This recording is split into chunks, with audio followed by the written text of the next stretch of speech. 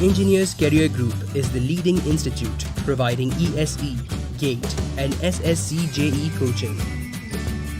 Why to choose Engineers Career Group? For the best results, we are the most trusted brand in the region since 2009. With us, you get an opportunity to study from ex-IES, IITians, GATE, and PSU toppers. Regular experienced faculties to impart quality education. One-to-one flexible doubt sessions. Unlimited scholarships up to 100% for the deserving candidates. Best study material designed with an in-depth analysis of the previous year question papers. Library equipped with updated standard author books for your reference. National level testing of your knowledge through our online tool available on web and mobile app. Real-time online test series for your pre-exam preparation and handling exam pressure. Online live lectures. Get prepared from the best faculty. Hello everyone, I welcome you all to engineers career group. My name is Rakesh Verma और आपको पता है कि मैं यहाँ पे civil engineering पढ़ाता हूँ। तो आज है हमारे साथ सरबजीत और राइट साइड पे हैं उनके डायरेक्टर सर। तो ये काफ़ी टाइम से हम प्लान कर रहे थे कि इस तरीके का कुछ वीडियो आपके लिए लेके आएँ जिसमें स्टूडेंट के प्रिपरेशन टाइम पे और प्रिपरेशन के बाद जब वो सेलेक्ट हो जाता है और जॉब में जिस तरीके से जाके उनको एक्सपीरियंसेस मिलते हैं उन सब का कुछ जो है आपके लिए लेके आए। तो उसी की वजह से आज ये सेशन हमने बनाया है। और डायरेक्टर सर ने काफ़ी टाइम पहले एक सीरीज़ भी स्टार्ट की थी, एस्पिरेंट टू ऑफिसर। तो हमारे साथ एक ऑफिसर ही हैं और ये आपको अपने एक्सपीरियंस के बारे में भी बताएंगे। बहुत सारी चीज़ें हम डिस्कस करने वाले हैं। स्टूडेंट्स भी हमारे साथ हैं, इनके कुछ डाउट्स रहेंगे तो वो भी हम बीच में लेने वाले हैं। तो सर, डायरेक्टर सर, इसके बारे में आप कुछ बोलोगे जो आपने सोचा था काफ़ी टाइम पहले कि एस्पिरेंट टू ऑफिसर के रिगार्डिंग कि हमें हर एक बच्चे को ऑफिसर बनाना है, तो इसके रिगार्डिंग कुछ।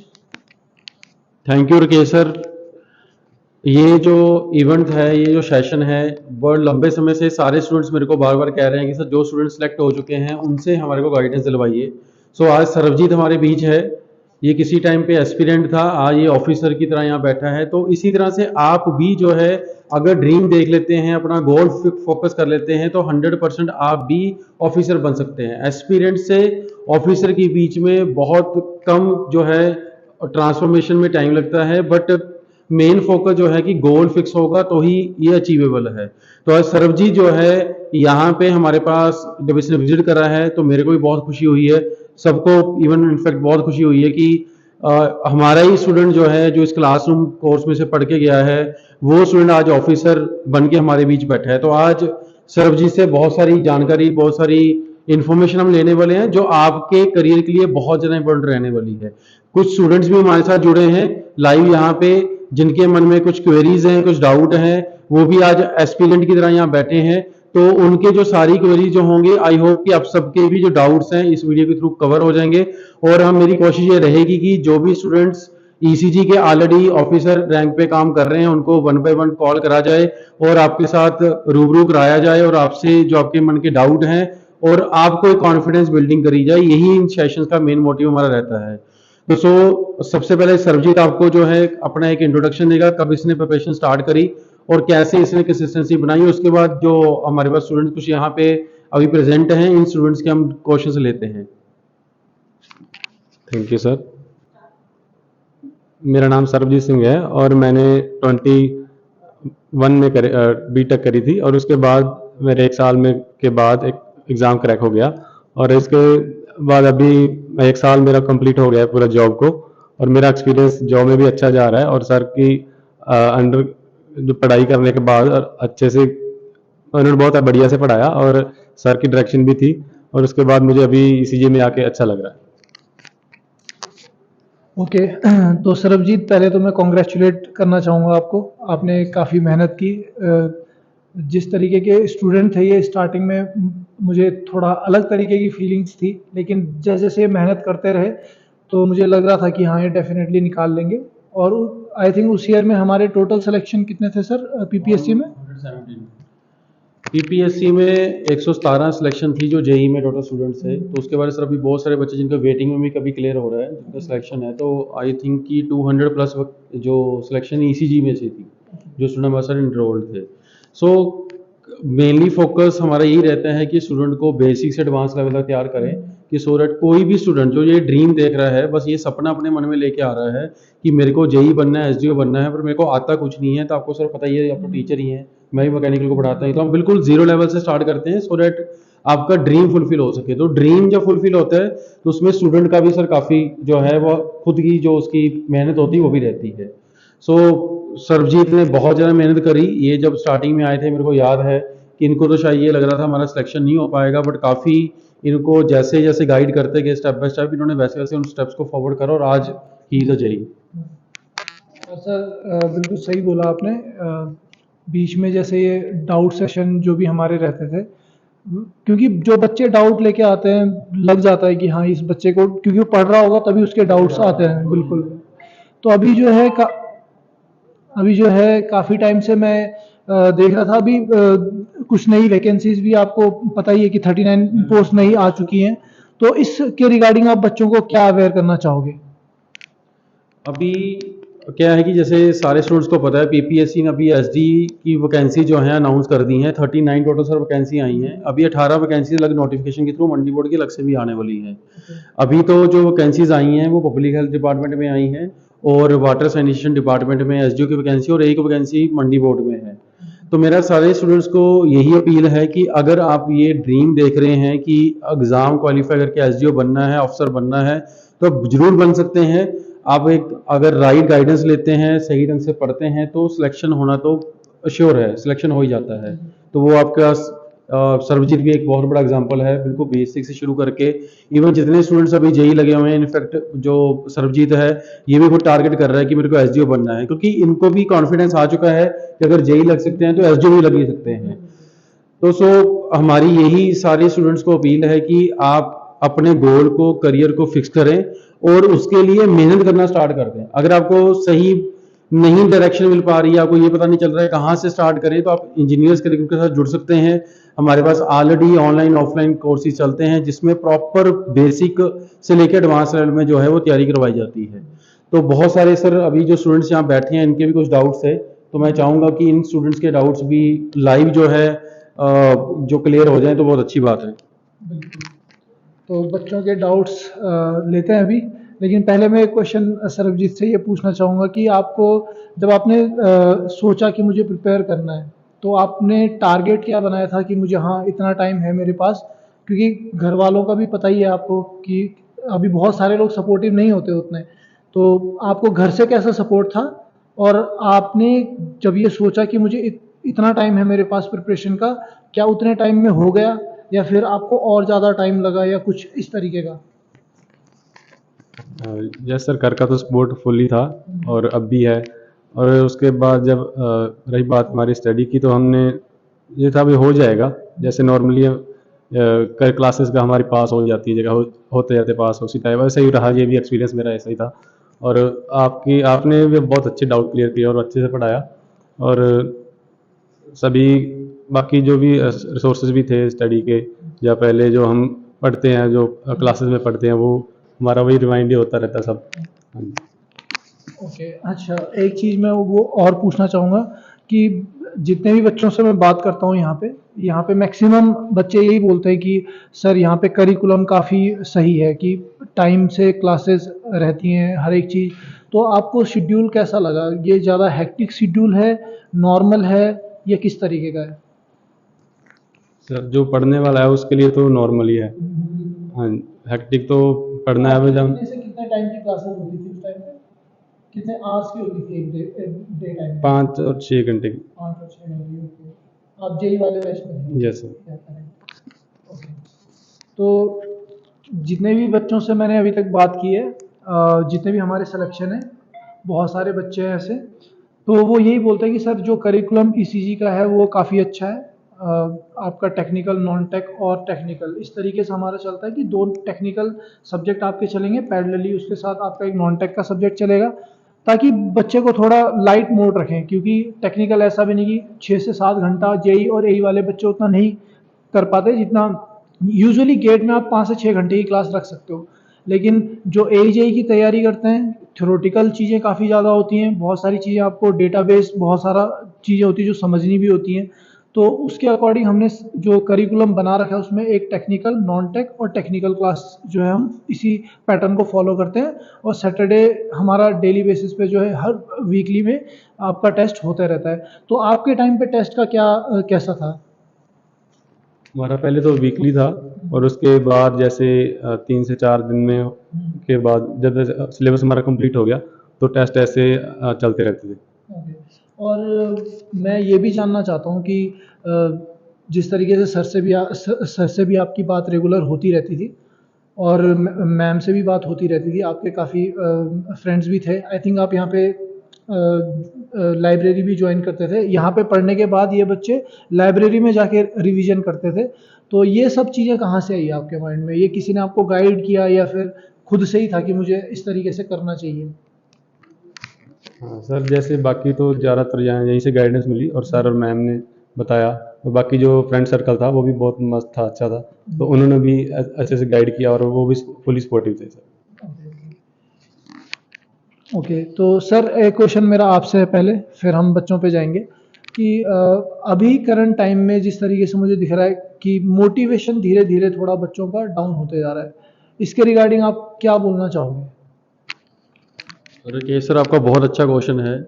ये सर जो मोटिवेशन जो लो हो रहा है डे बाय डे, ये मेरे को लगता है कि ये सिर्फ इसलिए है क्योंकि स्टूडेंट्स का जो फोकस है वो स्टेट एग्जाम्स के ऊपर है, और स्टेट एग्जाम जो है वो अनसर्टेन है।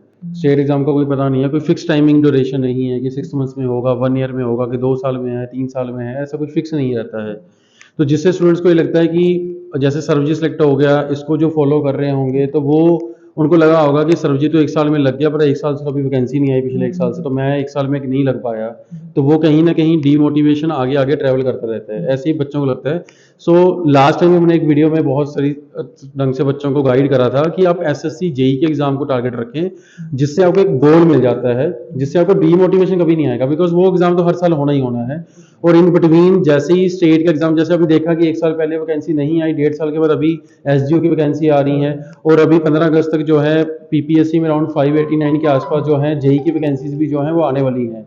सो अगर स्टूडेंट्स जो हैं प्रिपरेशन रखेंगे, एसएससी जेई को फॉलो करेंगे, तो डीमोटिवेशन लेवल सर कभी नहीं आने वाला है। तो सारे स्टूडेंट्स को मैं यही अपील करता हूं कि एसएससी जेई को फॉलो कर लो, अपनी प्रिपरेशन कंटिन्यू रखो। जैसे ही एग्जाम बीच में आते हैं तो इनको आप टारगेट करके, क्रैक करके जो है अपना जो ड्रीम है अपनी स्टेट में एई और जेई बनने का, पूरा कर सकते हैं। ओके। तो अभी हम स्टूडेंट से कुछ डाउट लेंगे। तो सबसे पहले आई थिंक आपका doubt. Hello, good evening to all. मेरा आपसे डाउट ये है कि जो आपने शेड्यूल कैसे बनाया था अपना, मतलब कितना टाइम स्टडी को देते थे, कितना टाइम आप थोड़ा सा मतलब रेस्ट करते थे स्टडी के बीच ना?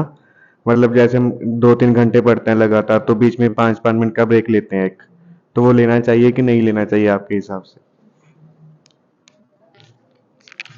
वो तो आपके ऊपर है, आपका माइंड कितना चीज़ ग्रैब करता है। अगर आपको सब चीज़ें समझ में आ रही हैं तो वो तो आपके ऊपर है, आप लगातार भी काम कर सकते हो, पढ़ सकते हो। जब जैसे हम मूवी देखने जाते हैं, हमें सब अच्छा लग रहा होता है तो हम चलता रहता, हमारे 3 घंटे कब बीत जाते पता नहीं चलता। वही चीज़ है, अगर आपको समझ आ रहा है तो सब ठीक चलता रहता है, अगर नहीं समझ आ रहा तो ये बंदा सोचता है यार क्या दिमाग खराब हो रहा है।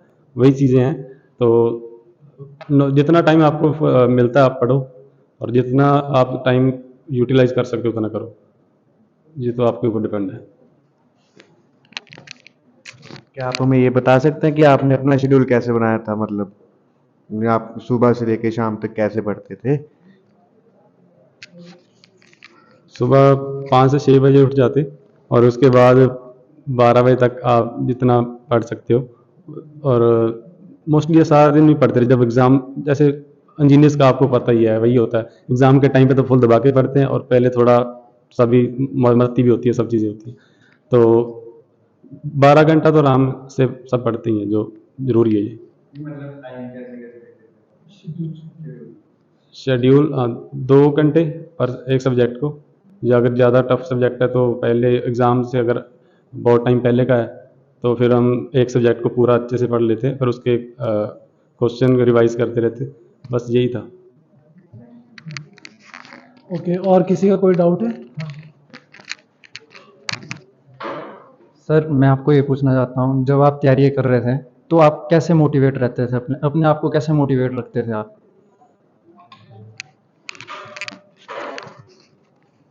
मोटिवेशन का आज का जैसे वैसे वही कस्टम चल रहा है, यूट्यूब वीडियो देखो मोटिवेशन की, तो आपको पूरी से भर देते हैं। बट आपको पता ही होता है मैं घर से आया हूँ जो काम करने के लिए, तो आपको ये होता है कि मैं अपना गोल अचीव करना है तो कैसे करना है। जैसे भी मेरे 1-2 एग्जाम पहले भी क्लियर थे, PSTCL का भी क्लियर हो चुका था, बट मेरिट में नाम नहीं ऐसे आया, तो बंदे को ये मोटिवेशन अपने अंदर से आ जाता है, ठीक है वो मेरा हो रहा है। JDM का हो गया तो उसका तो मेरा सिलेक्शन भी हो गया था, तो फिर बंदा ये सोचता भी अब हमारी गाड़ी आ गई है, जितना मर्जी आगे दौड़ा सकते हैं वो चीज़ें। ओके, तो और किसी का कोई डाउट? सर तैयारियों के बीच में जैसे हम तैयारी करते हैं तो उसके बीच में हमें सेल्फ डाउट्स आने लगते हैं, तो मैं आपसे, मेरा सवाल ये था आपसे कि जब आपने तैयारियां स्टार्ट की तो आपको भी सेल्फ डाउट्स आए? अगर आए तो आपने उससे किस तरीके से काउंटर किया?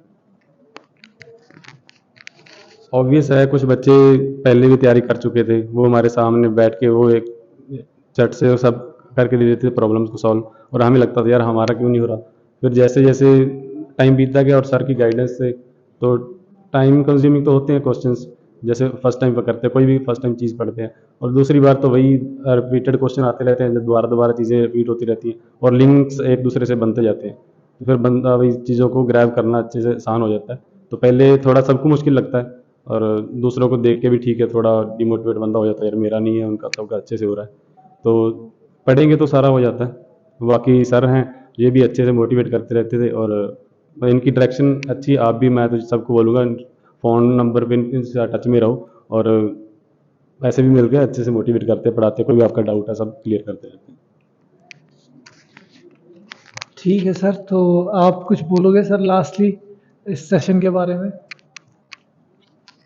और देखो, जितने भी स्टूडेंट्स टॉप करते हैं, जो सिलेक्ट होते हैं, सबका यही मेन पॉइंट होता है कि हम दिन में 10 से 12 घंटे पढ़ते हैं, और इसी बात को ध्यान में रखते हुए बहुत सारे बच्चे हमारे से पूछते हैं सर दिन में कितने घंटे पढ़ने से सिलेक्शन हो जाता है।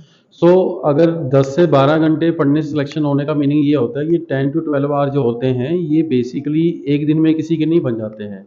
तो सरजीत आपको भी टाइम लगा होगा कि पहले 4 घंटे, 5 घंटे, फिर 8 घंटे, फिर 10 घंटे, फिर 12 घंटे में कन्वर्ट हो गया होगा।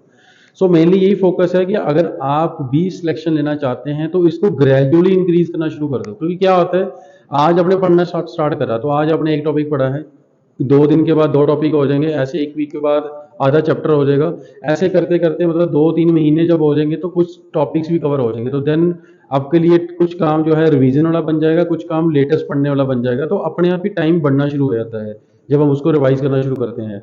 सो इस बात को लेके अपने मन में कोई भी डाउट मत रखो कि कितने घंटे पढ़ने से सिलेक्शन होता है। मेन पॉइंट ये है कि आज का टारगेट क्या है, रिवीजन कितना करना है, टेस्ट कितने देने हैं, टेस्ट में कितने मार्क्स आ रहे हैं, उसको ध्यान में रखते हुए अपनी प्रिपरेशन जो है वो करते रहे। सो देखो, मुश्किल कुछ नहीं है, बहुत सारे स्टूडेंट्स मेरे 15 साल के करियर में जो है डिफरेंट डिफरेंट जॉब्स पे आज की डेट में बैठे हैं, तो मुश्किल कुछ नहीं है। जिस बच्चे ने सोच लिया और जिसने हमारी बात मान ली और जिसको जिस डायरेक्शन में गाइड करा जा रहा है उसने उसको फॉलो कर लिया स्टेप्स को, तो वो 100% जो है सक्सेसफुल हो जाता है। बट बहुत सारे स्टूडेंट जो है वो बीच में ही दम तोड़ देते हैं, बीच में ही जर्नी छोड़ देते हैं, तो उस केस में तो सिलेक्शन जो है वो पॉसिबल नहीं हो पाता है। तो लास्ट में मैं आपको यही बोलूंगा कि जगह स्टेट एग्जाम को आप टारगेट कर रहे हैं तो ये अनसर्टेन है, इन एग्जाम्स के ऊपर को लेके इनको फोकस करके आप ये मत सोचें कि भाई मेरा एग्जाम नहीं हो रहा, एग्जाम डिले हो रहा है। स्टेट में पहले भी ऐसा होता था, अभी भी ऐसा ही होगा, आने वाले टाइम भी ऐसा ही होगा। तो सो सेंट्रल लेवल के जो एग्जाम है उनको फोकस करके प्रिपरेशन एक बार कंप्लीट कर लो, जैसे ही स्टेट एग्जाम आपका आता है तो आप उसके अपीयर करके उसमें से सिलेक्शन जो है अपना ले सकते हैं। सो मैं लास्ट में चाहूंगा सर इसको कंक्लूड कर दें प्लीज। बिल्कुल सर, काफ़ी पॉइंट्स थे जो बच्चों ने भी पूछे और आपने भी सही तरीके से आंसर किया। तो आई थिंक ओवरऑल जितनी भी चीज़ें थी हमने कंक्लूड कर दी हैं। बाकी अगर कोई डाउट है आपका तो आप कमेंट बॉक्स में डाउट अपना लिख सकते हो। और मैं पर्सनली सरबजीत को काफ़ी कॉन्ग्रेचुलेट करना चाहूँगा। All the best for your future, आप अच्छे से और आगे बढ़ो। और मैं आप सभी को भी यही बोलूँगा कि अपने जो भी आपने सोचा हुआ था, जो सोच के आप आए हुए यहाँ पे, पढ़ने के लिए, वो टाइम पीरियड अपना प्रॉपर बनाओ, शेड्यूल बनाओ, उसको फॉलो करो। सब चीज़ पॉसिबल है, ऐसा कुछ नहीं है कि कोई भी चीज़ पॉसिबल नहीं है। अगर आप सोचोगे तो definitely you can achieve everything. ठीक है, तो ओके सर, फिर सेशन यहीं पे ख़त्म करते हैं। ओके, नेक्स्ट टाइम मिलते हैं आपसे नए सेशन के साथ। Take care, bye.